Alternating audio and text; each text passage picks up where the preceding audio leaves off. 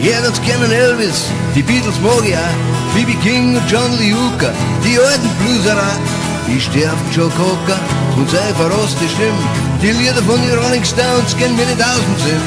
Nur Schlagerzeug, das mag ich nicht, das ist für mich ein Schock, weil am liebsten her immer noch im alten Rock.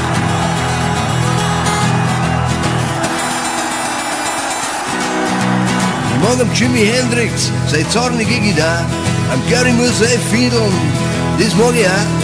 Eine Stimme wie Little Richard kriegst, bis Reisnägel wirkst. Ein Sound von Sissy Top, wenn's der Party zu kriegst. Da steh drauf, da geh auf, da krieg ich richtig Bock. Doch am liebsten her immer noch einen alten Rock.